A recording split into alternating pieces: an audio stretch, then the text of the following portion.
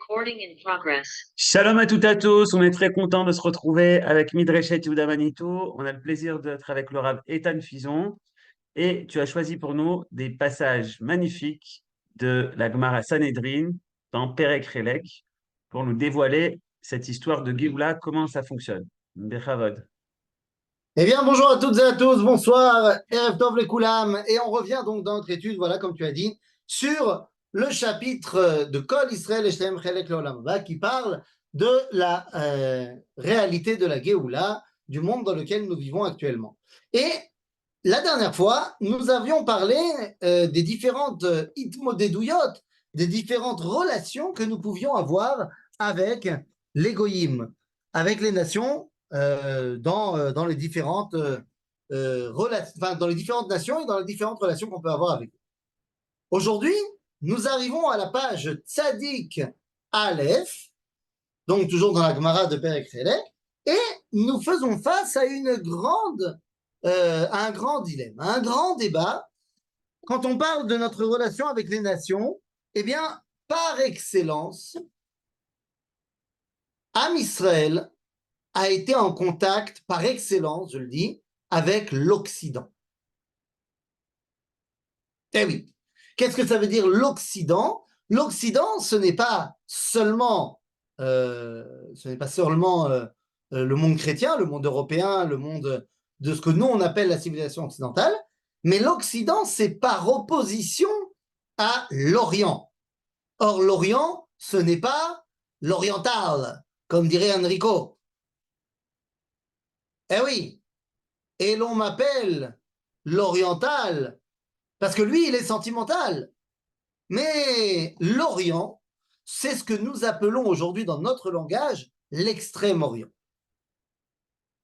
L'Orient, l'Est, si vous voulez, il y a dans la carte du monde une véritable frontière naturelle qui fait la séparation entre le monde de l'Orient et le monde de l'Occident. Quelle est cette frontière véritablement naturelle qui fait la différence entre le monde de l'Orient et de l'Occident? Eh bien, on peut dire que, je ne sais pas si vous avez une carte du monde comme ça dans la tête, plus ou moins, mais on peut dire qu'il y a une espèce de ligne imaginaire qui part du nord au sud et qui va traverser les montagnes de Punjab, le Cachemire, le Tibet, tout ce qui est en fait à l'est de l'Oural et tout ce qui est à l'ouest. Il y a le désert de Gobi, il y a toute une espèce de ligne entre le nord et le sud où historiquement, il y a eu une véritable séparation, il y a eu deux merchave olam, il y a eu deux mondes différents, deux mondes qui n'avaient pratiquement pas de contact les uns avec les autres jusqu'à la révolution industrielle. Comprenez bien que on peut véritablement mettre en avant deux grands pôles de civilisation qui vivaient séparément et qui avaient des contacts entre eux, mais pas des contacts avec l'autre pôle. C'est quoi ces deux pôles? Eh bien, vous avez d'un côté les civilisations chinoises, japonaises, thaïlandaises, Taïwan, ce monde-là, qui avait des contacts les uns avec les autres, mais qui n'avait pratiquement, pour ne pas dire zéro contact, avec tout ce qui était à l'ouest de l'Inde. Alors que d'un autre côté, il y avait le monde de l'Europe, de la Perse, du monde arabe, de ce qui va devenir le monde arabe. Il y a toujours eu des contacts entre ces gens-là, mais ils n'avaient pas de contact avec l'Extrême-Orient. En d'autres termes, nous avons véritablement deux mondes, et on y reviendra à cette dimension de deux mondes. Il y a donc le monde de l'Occident, le monde de l'Ouest, qui comprend donc, vous l'aurez compris, et le monde musulman et le monde chrétien, et il y a le monde de l'Orient, le monde du bouddhisme, le monde du shintoïsme, le monde de l'Inde et de la Chine. Am Israël, dans son histoire, a été à 90% présente dans le monde de l'Occident. Que ce soit dans le monde chrétien, dans le monde européen, ou que ce soit dans le monde musulman. Certes, c'est vrai, on ne peut pas le nier, il y a eu une communauté juive à Kaifengfu, entre le 6e et le 13e siècle. Il y a eu une communauté juive à Cochin. Il y a eu une communauté juive à Shanghai. Mais si on écrit un livre d'histoire juive et qu'on oublie de mentionner la communauté juive de Shanghai, notre livre n'est pas complet. Mais on ne peut pas dire qu'il est complètement à côté de la plaque. Alors que si on oublie de mentionner la communauté juive de Babylone ou, je ne sais pas moi, la communauté juive de Pologne, ben on est quand même très très très loin d'un bon livre d'histoire. En d'autres termes, oui, le monde juif, sa grande Itmodedut, son grand rapport avec le monde, c'est avec le monde de l'Occident, je dis, jusqu'à maintenant.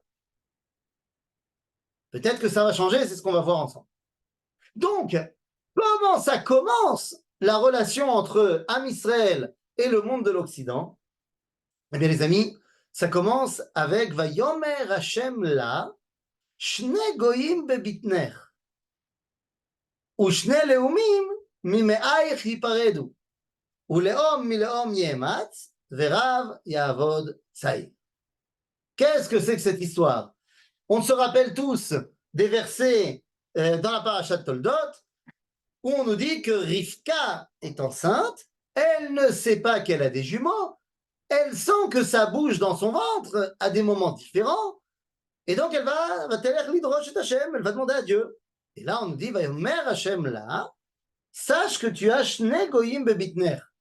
Rashi nous dit, en citant le Midrash, Lomazishte Goyim, Geim Tiv.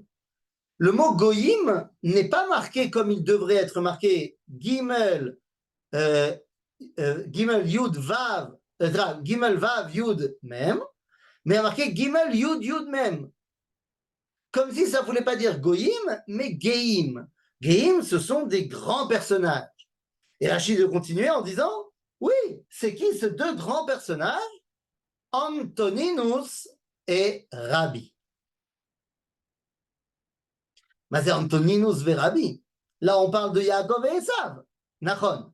C'est Yaakov et Esav, mais qui vont atteindre le paroxysme de la relation entre l'Occident et Israël, entre les débats, les discussions qu'il y a entre Rabbi Yehuda Hanassi, chef du peuple juif, et Antoninus César, chef du monde de l'Occident. Alors oui, bien sûr qu'avant d'être en contact avec Rome, on était en contact avec Achour, avec Babylone, bien sûr, mais la civilisation qui a donné le ton de l'Occident, c'est Rome. Bien qu'il y ait eu avant l'Empire romain, il y a eu Alexandre, mais dans l'histoire, ce qui a donné le ton de l'Occident, c'est la civilisation romaine. On parle de gréco-romaine, mais au final, nous parlons les langues latines et non pas les langues grecques. Au final, l'Empire romain a détrôné l'hégémonie helléniste des Grecs. C'est-à-dire que dans l'histoire, le véritable porte-étendard de l'Occident, c'est bel et bien Rome. Rome qui, à son paroxysme, au 1er siècle après l'ère chrétienne, eh bien, atteignait la frontière de l'Inde. Donc vraiment, cette dimension du monde de l'Occident face à la dimension du monde de l'Orient, on reviendra plus tard. Donc il y a des discussions entre Antoninus et Rabbi. Les prémices de cette relation, c'est Yaakov et Esav dans le ventre de Rivka. Et là, on nous dit quoi? On nous dit Shne Geim bebitner. Quand ils sont dans ton ventre et qu'ils ne sont que des individus, alors ils peuvent discuter. Il peut y avoir une influence du judaïsme sur le monde occidental et du monde occidental sur le judaïsme. Mais quand on devient des léoumim, des nations, on est obligé de se séparer. Parce que le projet porté par la nation de l'Occident de Rome n'est pas le projet porté par Israël. Rabbi Yehuda Hanassi et Antoninus sont copains. Ils sont vraiment copains. D'après la Gemara dans Maseret Avodah Zarah, et à la page 10, ils sont amis, mamash. Comment est-ce qu'on peut imaginer un chef des Juifs, un chef du Sanhédrin, un descendant de la lignée de David, être copain avec le chef du monde de Rome, de César, alors qu'on est, allez, 60, 70 ans maximum après la guerre de Bar Korba? Eh bien, tout simplement parce que la guerre de Bar Korba est terminée et que la question politique est réglée. Les Romains sont les patrons à ce moment-là de l'histoire. Donc, si tu veux, la relation entre Antonin et Rabbi n'a plus rien à voir avec une relation politique. C'est une relation d'esprit à esprit. C'est là qu'on peut, qu'on peut mettre en corrélation pour pas forcément être d'accord ce que pense le monde occidental par rapport à ce que pense le monde d'Israël. Alors, qui est Rabbi? On a dit c'est Rabbi Yehuda Hanassi. Qui est Antoninus de la Gemara? Semble-t-il qu'il s'agit de Marcus Aurelius Antoninus. Marc Aurèle, l'empereur romain qui était également philosophe stoïcien. C'est-à-dire, et il meurt en l'an 180, qui est plus ou moins 15 ans avant que Rabbi n'écrive la Mishnah. C'est-à-dire, Yofi. Alors maintenant, on va rentrer donc dans le débat. Qu'est-ce qui se disent ces deux personnages? Quelles sont les deux grandes idéologies? Amarlei Antoninus le Rabbi. גוף ונשמה יכולים לפתור עצמם מן הדין. כיצד? גוף אומר נשמה חוטאת, שמיום שפירשה ממנו הריני מוטל כאבן דומם בקבר, ונשמה אומרת גוף חוטא, שמיום שפירשתי ממנו הריני פורחת באוויר כציפור. dit Antoninus, l'âme et le corps peuvent se dédouaner l'une de l'autre pour te dire c'est pas de ma faute les problèmes de ce monde. L'âme peut dire au corps depuis que j'ai quitté ce corps, je kiffe et je m'élève vers Dieu, donc tu vois bien que c'est toi qui m'empêchais. Et le corps peut dire à l'âme depuis que tu es parti, je suis devenu un morceau de viande sans vie. C'est de ta faute. En gros, qu'est-ce qu'il nous dit ici Antoninus? Antoninus, il vient, il te dit, je pense que tous les problèmes du monde, c'est l'union du corps et de l'âme. On ne peut pas relier la neshama avec ce monde. C'est la première grande idée de l'Occident. La connexion entre le divin et le monde n'est pas possible. Ça arrivera à son dévoilement le plus clair avec, si vous voulez, la loi de 1904 ou 1905 en France sur la laïcité, la séparation de l'Église et de l'État. Mais en fait, c'est quelque chose qui était déjà extrêmement ancré dans le christianisme et même dans les idéologies d'avant. Les philosophes stoïciens, dont faisait partie Antoninus, eh bien, pensaient effectivement que l'idéal de la vie était de ne plus être rattaché à ce corps. Ainsi donc, on va retrouver chez les philosophes, pas que stoïciens d'ailleurs, cette idée que philosopher, c'est apprendre à mourir. Parce qu'en fait, l'idéal, c'est de se séparer de ce corps. L'union du corps et de l'âme est quelque chose qui est contraire à l'idéal de ce monde. Ça, c'est l'avis de Antoninus. Ah oui, mais répond Rabbi Yehuda Hanassi, ça c'est ce que tu penses, toi, monde occidental, qui aujourd'hui en est arrivé à son idée, si tu veux, c'est le bout du bout, puisque le monde occidental a dit, Dieu, c'est une question personnelle. Ce n'est plus une question civilisationnelle. Alors, c'est pas comme ça partout. Dans le monde de l'islam, c'est pas du tout comme ça. Ah ben non, dans le monde de l'islam, ils ont fait le choix inverse. C'est-à-dire, il n'y a que Dieu. Allah ou Akbar. Il n'y a que Dieu, il n'y a pas le monde. Puisque l'islam, à 80% sunnite, pense qu'il n'y a pas de libre arbitre, on est tous des marionnettes dans les mains de Dieu. En d'autres termes, il n'y a que la Neshama. Et c'est pour ça que si je suis un terroriste qui vient tuer des gens en Israël le 7 octobre, tu ne peux pas m'en vouloir. Je ne suis que le bras armé de Allah. Le monde occidental, il dit non mais ça va pas. Tes problèmes religieux, tu les mets de côté, tu es un assassin. Quel est le message d'Israël dans tout ça? Est-ce qu'on est soit équipe, comme dirait l'autre, nous, comment il s'appelait celui-là, nous, aidez-moi. Ah là là, ce philosophe qui est chef d'une école de pensée philosophique qui veut juste kiffer.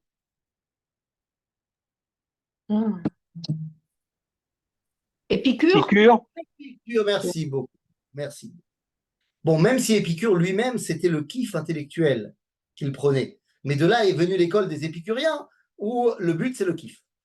Donc, si vous voulez, il y a soit l'équipe Épicure, donc l'équipe Gouf, soit l'équipe Antoninus stoïcien, que Neshama. Quel est le message d'Israël? Réponse de Rabbi Houda Anassi. Ma pitom, amarle, emshol lecha mashal lema davar dome. למלך בשר ודם שהיה לו פרדס נאה והיה בו בכורות נאות. Je vais t'expliquer. Tu te trompes, je vais t'expliquer pourquoi. C'est comme lorsqu'on parle d'un grand roi qui avait un très beau jardin, et dans ce jardin, il y avait des téhénim. À quoi fait référence Rabbi Houda ici? Au Gan Eden. D'après l'un des avis du Talmud, c'était quoi l'arbre de la connaissance du bien et du mal? L'arbre de la faute. C'était Téhéna. Donc il te dit, voilà, il y avait un grand roi, il avait un très beau jardin avec des téhénim, ma pote. Veoshiv bo shne shomrim.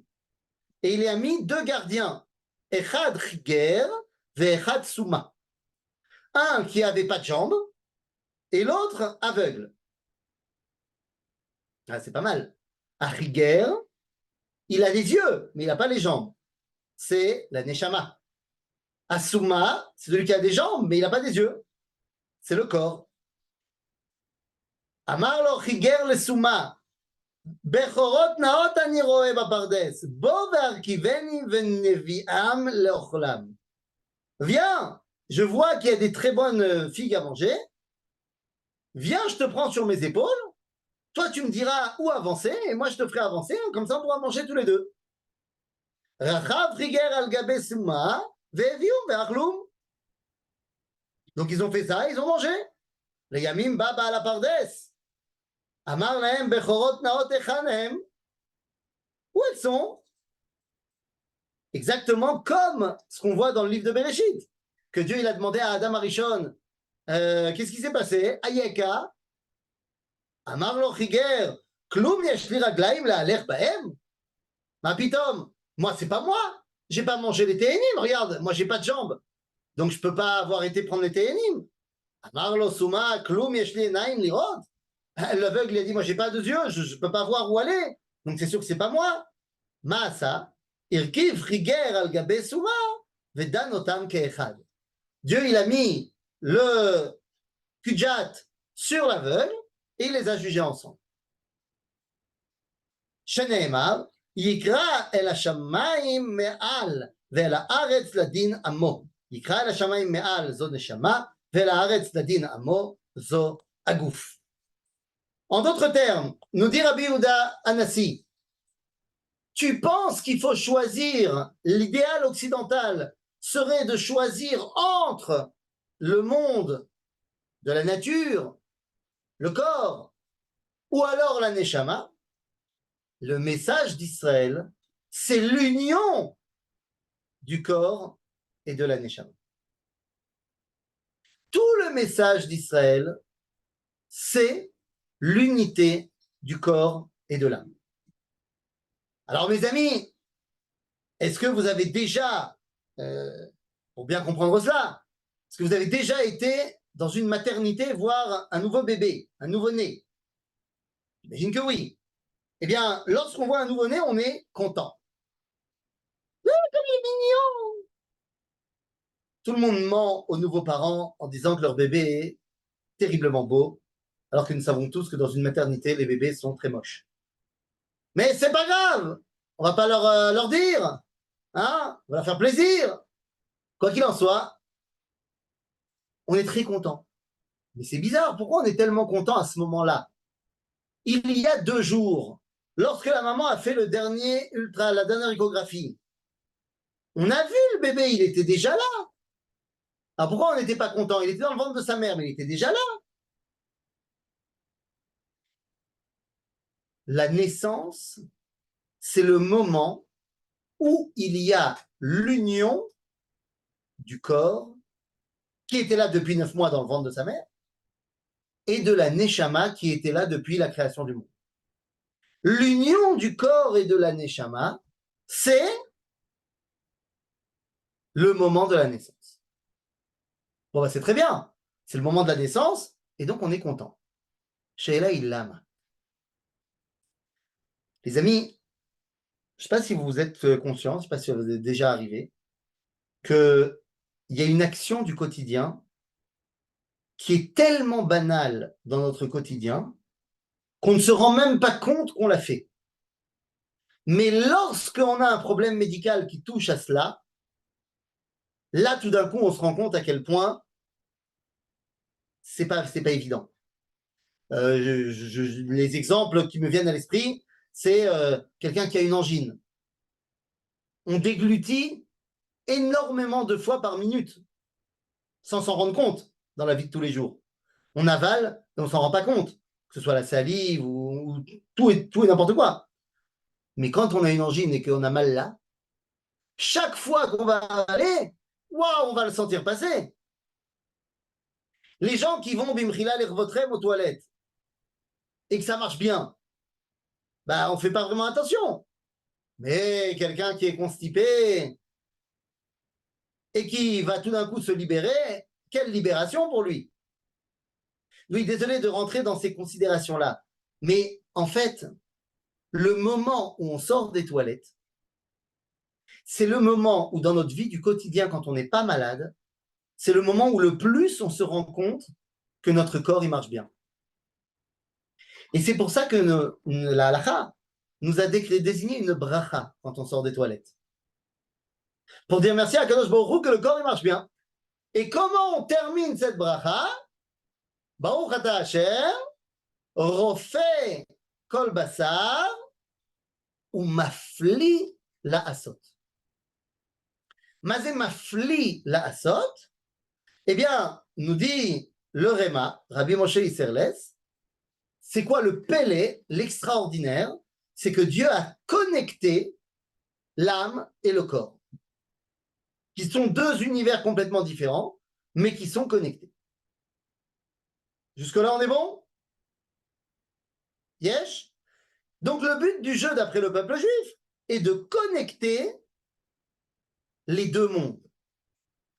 Là où le monde de l'Occident pense qu'il faut choisir un camp, choisir un monde, soit version musulmane où il n'y a que Dieu, soit version chrétienne où on sépare Dieu du monde, soit version laïque où il n'y a que le monde, ou alors le message d'Israël où il faut unir les mondes. Mais qu'est-ce que ça veut dire unir les mondes? Les amis, le corps, c'est une création naturelle. Le corps est purement naturel. Le corps a été créé par tout un processus qui a commencé à la fécondation, mélange des gamètes mâles et gamètes femelles, et la mitose des cellules, et que petit à petit, ça crée un corps. Donc le corps, c'est mamash, la nature. Le langage de la Kabbalah va nous expliquer que le monde de la nature, c'est représenté par le cercle, le cycle naturel. Ça, c'est le monde du corps, de la nature. La Neshama, quant à elle, ne vient pas de la nature. La Neshama vient d'un autre univers complètement, l'univers des Neshamot, qui est l'univers de la transcendance.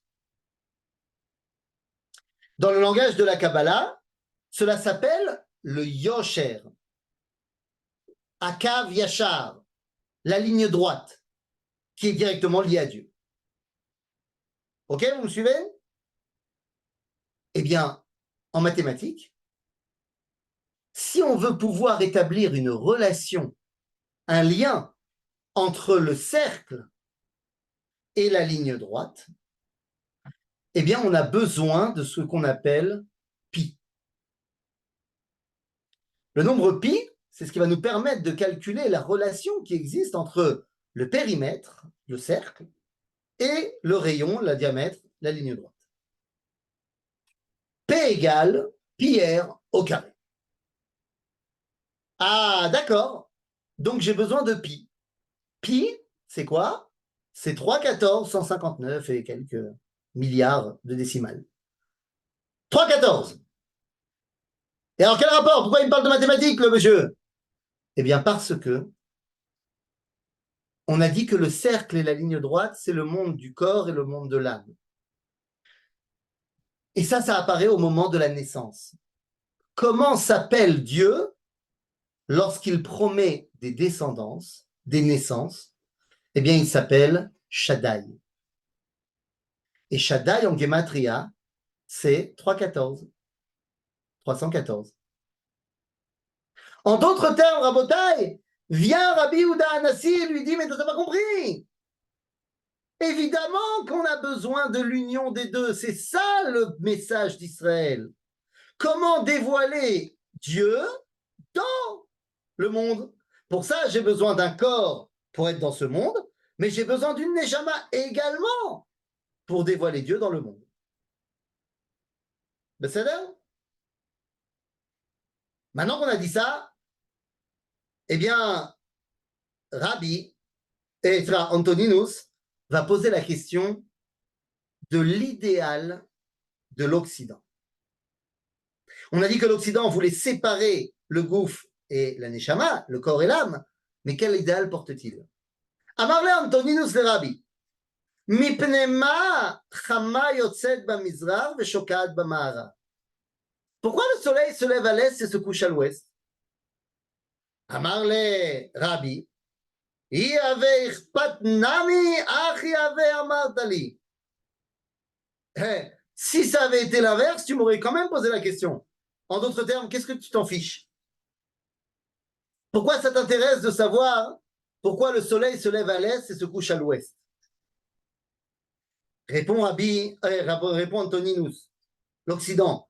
Amarle, Achika min alach, mipne ma shokat b'ma'arav, תסובב את כל העולם עד שתחזור למקום זריחתה למזרח ותשקע. Pourquoi est-ce que le monde, le soleil se lève à l'est et il ne vient pas se recoucher à l'est? Eh bien, c'est parce que il y a une dimension de évolution dans la journée. Si le soleil s'était levé à l'est et s'était couché à l'est, ça veut dire que la perception du monde, à la fin, c'est comme au début. C'est-à-dire qu'il n'y a pas de changement dans le monde. Nous dit Antonin, l'idéal de la civilisation occidentale, c'est que ça se lève à l'est et ça se couche à l'ouest. C'est qu'il y a une évolution dans le monde.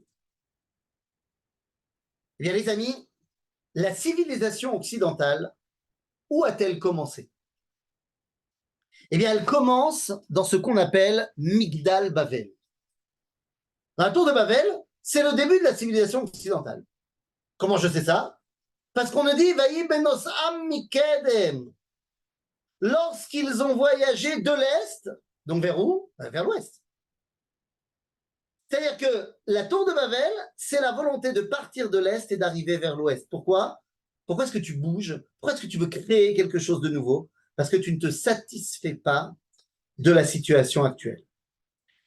La grande révélation au monde de l'Occident, c'est cette dimension de ne pas se satisfaire de ce qui existe, mais de vouloir améliorer le monde. Le sentiment de non-satisfaction en l'état, c'est la carte de visite du monde occidental. À l'inverse, Rabotai, le monde de l'Orient, de l'Est, les civilisations, on a dit, chinoises, japonaises, hindoues, l'idéal réside dans la stagnation. Il n'y a rien pour un oriental, pour un chinois, il n'y a rien de plus apaisant qu'une image qui ne bouge pas.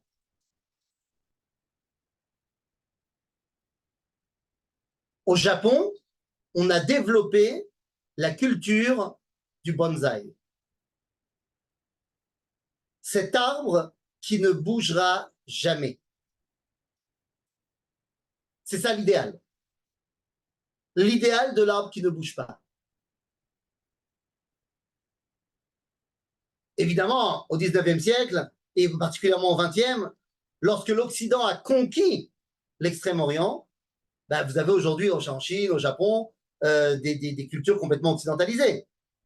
Quand vous voyez, comment ça s'appelle, nous, AliExpress, c'est l'Occident, bien que ce soit basé en Chine.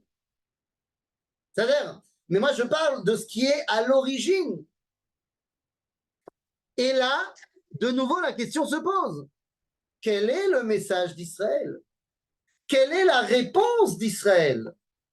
Est-ce que Israël pense que l'idéal, c'est le mouvement, l'évolution, ou est-ce que l'idéal, c'est la stagnation? Eh bien, pour ça, nous avons besoin de regarder la création du monde dans la Torah. Dans la Torah, nous avons 6 jours de création. Mais ces 6 jours de création peuvent se subdiviser en 3 et 3. Si on y regarde de plus près, on se rendra compte que les 3 premiers jours de la création ont été créés la même chose que les 3 derniers jours, avec une différence. Le premier jour, la lumière. Le deuxième jour, le ciel et la mer. Troisième jour, la végétation. Quatrième jour, la lumière en mouvement. La lune, les étoiles, le soleil. Le 5e jour, le ciel et la mer en mouvement. Les oiseaux et les poissons. Et le 6e jour, la terre, la végétation en mouvement, les animaux et l'homme. En d'autres termes, les 3 premiers jours de la création, c'est la stagnation. Les 3 deuxièmes jours de la création, c'est le mouvement. Alors, c'est quoi l'idéal du peuple juif? Les 3 premiers jours ou les 3 derniers? Eh bien, la réponse, c'est quoi? Le Shabbat. Mais c'est quoi le Shabbat? Le Shabbat, Rabotai, d'après la halakha, il y a Shabbat, et ensuite Rishon, Sheni, Shlishi, Revi, Ramishi, Shishi. Mais d'après la Kabbalah, le Shabbat est au centre de la semaine. Il y a mercredi, jeudi, vendredi, Shabbat, dimanche, lundi, mardi. Ça se traduit au niveau halachique qu'à partir de mercredi, on peut se souhaiter Shabbat Shalom, et jusqu'à mardi, on peut faire la Havdalah. Shabbat est au centre. Il y a les 3 premiers jours qui sont mercredi, jeudi, vendredi, qui sont le travail pour arriver au Shabbat. Et ensuite, dimanche, lundi, mardi, la stagnation qui profite de la lumière du Shabbat. En d'autres termes, quel est le message d'Israël? Qu'est-ce que répond Rabbi Antoninus? Toi, tu penses que l'idéal, c'est l'évolution, et que donc la stagnation n'est pas bien, et c'est ce qui va donner les civilisations impérialistes de conquête perpétuelle des différents empires de l'Occident. Alexandre, Rome, l'Empire musulman, Babylone, Achour. C'est ce qui va pousser également l'Europe à partir encore plus à l'ouest au XVIe siècle, au XVIIe siècle, et au XVe, XVIe, XVIIe siècle, et à découvrir le Nouveau Monde, les États-Unis, les Amériques, à l'ouest. Toujours cette dimension de je ne suis pas satisfait de ce que j'ai, je veux aller plus loin. C'est cette même idéologie qui va pousser la course à l'espace. Aujourd'hui.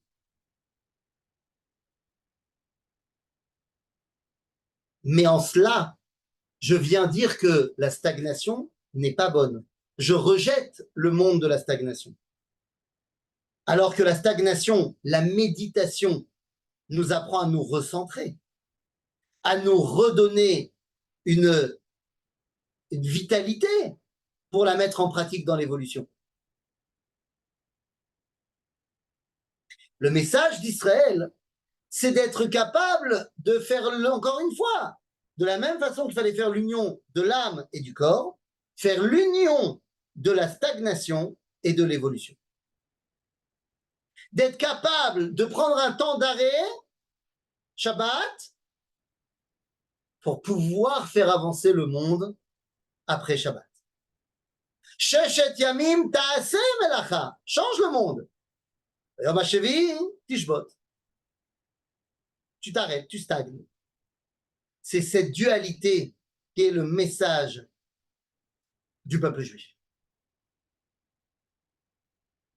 Pour l'instant, comme on l'a dit au tout début, Am Israël a principalement vécu dans le monde de l'Occident. Lama Zekacha. Pourquoi est-ce que le monde dans lequel Am Israël a vécu pendant près de 4000 ans, c'est principalement, vraiment à 90%, je dis, j'ai pas ce chiffre-là, je l'invente, mais voilà, à très grande majorité dans le monde de l'Occident. Nous dit le prophète Jérémie, pas Jérémie, c'est Isaïe. Nous dit le prophète Isaïe, Ishayahu an-Navi, au chapitre 59.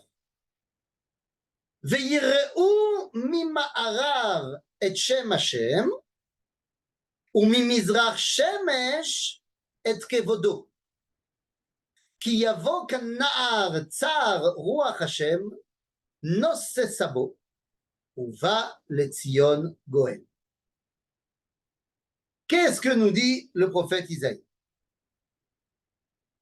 Bema'arav, dans l'Occident, Yireim Mishem Hashem.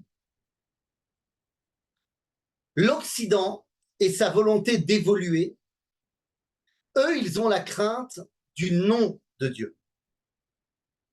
Et d'ailleurs, le nom de Dieu, il évolue en fonction des situations. Yudke Vavke, El Shaddai, Elohim, Tsevaot, Kefi, Amatzavim, Aninigla. Dit Dieu à Moshe, Eheye, Asher Eheye. Je me dévoile en fonction du besoin. Il y a donc une évolution.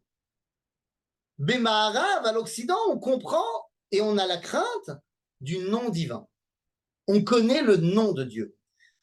Cette capacité d'avoir des objectifs. Aval, qu'est-ce qu'il n'y a pas dans l'Occident? Kavod. En kavod la Hashem. Comment je sais que en kavod la Hashem? C'est pas shoot.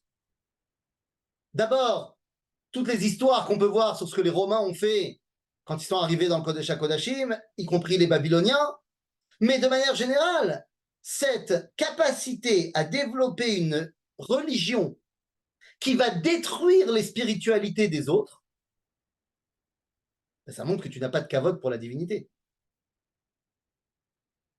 Mamash. Vous allez me dire, non mais attention, il y a une mitzvah aussi de détruire la Avodah Zara dans le peuple juif. Tu vois, on a une mitzvah de détruire la Avodah Zara que en Eretz Israël. Parce que chez nous, il n'y a pas de Avodah Zara. Mais chez les Goyim, on les laisse tranquilles avec ça. C'est-à-dire, Bekitsour. Donc tout ça pour dire que Bema'arav, on connaît le Shem Hashem, l'évolution. à Kavod, ben, qu'est-ce qui se passe? Moshe ne pouvait pas rentrer Be'oel Moed. Pourquoi? Parce que Kvod Hashem malait et Mishkan. Le Kavod, c'est ce qui me fait m'arrêter. Bamizrach, Yodim et Kavod. Vayireu mi ma'arav et Shem Hashem, ou mi mizrach shemesh et kevodo. Ça veut dire que Bamizrach, on comprend le Kavod qu'il y a pour la divinité. Mais on ne connaît pas le Shem. L'une des idéologies principales de l'Extrême-Orient, le taoïsme, dit dans le Tao Te Ching à la première page, le Tao qui a un nom n'est pas le vrai Tao. Je ne peux pas nommer le divin parce qu'il est immuable. Pendant près de 4000 ans, depuis Abraham Avinu et jusqu'à aujourd'hui, on a essayé et on essaye et on continue et on réussit petit à petit à enseigner au Maharav, à l'Occident, Kvod Hashem. Et c'est pour ça que le peuple juif a reçu la mitzvah de Kiddush Hashem, pour amener au monde Kvod Hashem, au monde occidental. Lorsque nous sommes sur le point de terminer ce boulot-là qui nous a pris presque 4000 ans, alors nous pouvons commencer la deuxième étape, c'est de parler à l'extrême-orient, au Mizrach, pour leur réapprendre le nom d'Akadosh Baruch Hu, les noms d'Akadosh Baruch Hu. Et c'est pour ça qu'aujourd'hui, les Israéliens qui ont terminé l'armée vont faire un petit tour en Thaïlande, en Inde, pour aller apprendre à cette spiritualité-là, qu'est-ce que c'est que le nom de Dieu. Ainsi donc, de la même façon, la deuxième réponse de Rabbi, la première réponse de Rabbi à Antonino, c'était est-ce qu'on doit séparer le corps et l'âme? Non, c'est l'union des deux qui permet de dévoiler Dieu. Est-ce qu'on doit être statique ou tout le temps dans le changement, dans l'évolution? Réponse, on doit être dans les deux. On doit construire le monde, évoluer, mais également savoir prendre des temps d'arrêt. La dernière question que pose Antoninus à Rabbi, c'est Neshama me'emmatai nitna ba'adam. Mishat pekida ou mishat yetzira? Depuis quand la Neshama, elle arrive dans l'homme? Est-ce qu'elle arrive dans l'homme au moment de la naissance ou au moment de la conception? Eh bien là aussi, qu'est-ce que ça veut dire? La Neshama, c'est le Yetzira Tov. Sans la Neshama, il n'y a que le Yetzira. La question, c'est quand est-ce qu'apparaît le Yetzira et le Yetzira Tov? Nous dit la Torah, Yetzer lev Adam ra mineurav. Et Rachid dit, c'est quoi Neurav? C'est depuis le moment où il est sorti du ventre de sa mère. En d'autres termes, un être humain, lorsqu'il est sorti du ventre de sa mère, il est Kulo Yetzer Hara. Un enfant, c'est une boule de Yetzer Hara. Ah bon? Mais la Neshama alors? La Neshama, elle rentre, on a dit, au moment de la naissance. Alors qu'est-ce que tu me racontes? Et elle a dit Yetzer Hara Tov, Nachon. Mais la Neshama, pendant 13 ans, elle se met en mode veille de son Yetzer Tov. Et le Yetzer Tov devient actif dans l'homme à la bar mitzvah, bat mitzvah. Mais qu'est-ce qui se passe avant la naissance? Eh bien, avant la naissance, Atakul Neshama. Entre la naissance et 13 ans, Yetzer Hara. Après tes 13 ans, Yetzer Hara, Yetzer Tov. Enfin, 12 ans pour une femme. Mais avant la naissance, tu es Kulo Yetzer Tov. Comment ça? Et mon corps alors? Ton corps, avant la naissance, halachiquement parlant, il est considéré comme étant une partie de la mère. D'ailleurs, biologiquement, tu es relié à ta mère. Tu n'as pas d'identité propre. D'ailleurs, au niveau de la halakha, pour ce qui est des animaux, si jamais je fais la shrita à une vache, et que cette vache était enceinte, mais au 9e mois, et que je fais la shrita, et à ce moment-là, juste après l'avoir shrité, on sort le veau de son ventre, eh bien le veau est cachère et j'ai même pas besoin de lui faire la shrita pour le manger. Pourquoi? Parce qu'on admet qu'il a déjà été shrité quand il était dans le ventre de sa mère. Si sa mère a été shritée, lui, c'est comme s'il était shrité. Bon, c'est un cas qui arrive pratiquement jamais aujourd'hui, parce qu'on n'abat pas des vaches qui sont porteuses de vie. Mais bon, sachez que c'est à l'époque de la halakha, de la Gemara, ça existe. Tout ça pour dire que tant que tu es dans le ventre de ta mère, le corps, on le considère comme rattaché à la mère. Mais donc, toi, tu es quoi à ce moment-là? Tu es Kul Neshama. On dit que c'est bien de mettre de la musique sur le ventre de la mère parce que l'enfant, il entend. Alors, c'est certainement vrai au niveau biologique, que les récepteurs auditifs de l'enfant peut-être fonctionnent déjà. Mais c'est surtout pourquoi? Pour l'aider à se concentrer dans son limoud. Vous vous rappelez ce qu'on dit, que la Gemara nous explique, le Midrash, que lorsque, dans le ventre de sa mère, tu étudies avec un malach qui t'enseigne toute la Torah à la lueur d'une bougie. Bon, heureusement que ça ne se fait pas vraiment dans le ventre de la mère, sinon elle aurait un peu chaud. Ça se passe au niveau de la Neshama. Parce qu'à ce moment-là, tu es Kulcha Neshama. Là encore, l'idéal du judaïsme, c'est de dire, quand tu es dans le ventre de ta mère, tu es totalement Yetzerato. Quand tu nais, tu as une autre face qui est totalement Yetzerara. Et le but de ta vie va être de les mettre ensemble à partir du moment où tu peux prendre la responsabilité de la vie, bar mitzvah, bat mitzvah, et à ce moment-là, tu vas pouvoir réunir Yetzeratov ve Yetzerara. Voilà les 3 grands messages que le Ham Israël a à donner au monde aujourd'hui. Premier message, il n'y a pas de séparation entre le matériel et le spirituel, ni entre le Chol et le Kodesh. Tout doit être réuni pour dévoiler Akadosh Baruch Hu entre le corps et l'âme, entre ce monde et la transcendance. Ça, c'est le premier message. Deuxième message d'Israël, le monde doit continuer à évoluer, mais pour que son évolution ne parte pas en cacahuète, où on permet à n'importe qui, un homme de devenir une femme, de devenir un homme, de se marier avec son chien et je ne sais quoi d'autre, pour ne pas que cette évolution, elle parte dans un progressisme mal placé, des fois, il faut marquer des temps d'arrêt. Stagner pour savoir quel est l'idéal pour se remettre en marche.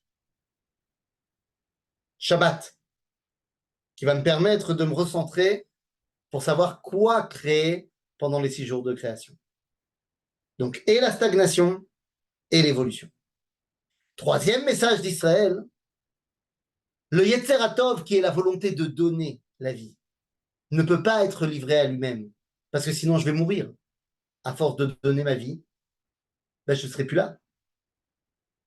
Le Yetzerara, qui est la volonté de recevoir la vie, ne peut pas être livré à lui-même, parce que sinon je ne construirai rien, je prendrai tout. Je dois donc être quelqu'un qui veut recevoir la vie pour pouvoir la redonner. Utiliser les ressources pour en faire profiter d'autres. C'est et le capitalisme et le communisme et une société de redistribution. C'est tout ensemble, le judaïsme. Voilà les 3 grands messages que le peuple juif a donnés tout d'abord à l'Occident et que nous sommes maintenant en passe de donner à l'Orient lorsque les civilisations orientales prendront une place prépondérante dans notre monde, ce qui va arriver très bientôt. Le réveil de l'Inde, de la Chine est pour très bientôt. Et donc nous avons là-bas quelque chose à transmettre également aux civilisations de l'Orient, du Mizrach. Ki mima'arav et Shem Hashem, ou mimizrach shemesh et kevodo, Hazak ou Balzac. Zach ou Baruch, c'est le moment de poser vos questions, chers amis. Mais Raphison, la Chine, se rapproche du Oui. monde musulman. Mais Là, ce que vous dites, c'est une réalité stratégico-politique actuelle. C'est ah, pas ça qui m'intéresse. d'accord. La Chine, même si vous voyez bien que le traitement réservé aux Ouïghours en Chine montre que c'est pas vraiment des potes de Ah l'islam. oui, c'est vrai. Maintenant, pour des raisons politiques aujourd'hui d'alliance, peut-être, mais c'est pas forcément que ça veut dire qu'ils sont au niveau idéologique dans la même idée. Ok.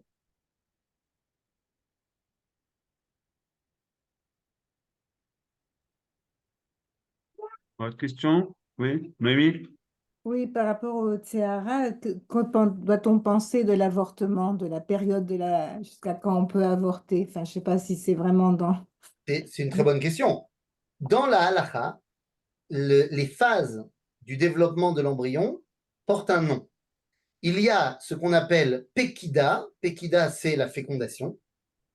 Ensuite, il y a Yetzira. Yetzira, c'est 40 jours après la fécondation. C'est ce qu'on appelle aujourd'hui le début de la formation du système nerveux. Et il y a la Leda, la Yetzia. Okay, c'est le moment où le bébé sort du ventre de sa mère. D'après la halakha, on peut avorter jusqu'à la Yetzira. Après la Yetzira, c'est-à-dire après le moment où le processus naturel est mis en place, le début du système nerveux est mis en place, le début de l'être physique est en place, eh bien, on considère ça comme étant une vie qui se développe.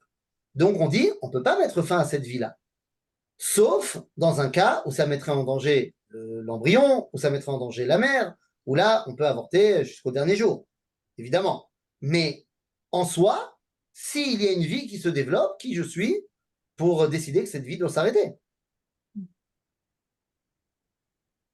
Merci.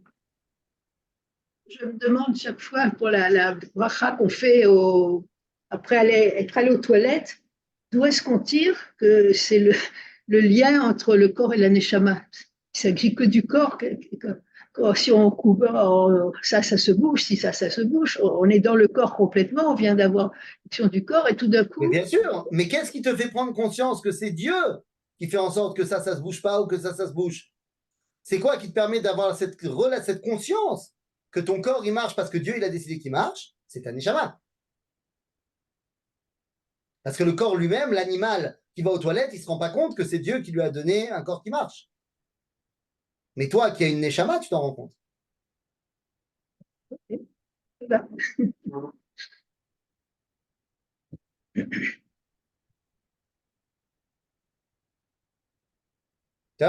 Pas d'autres questions? תודה רבה. Et bien, à vous. Chazak Magnifique Baruch. comme d'hab.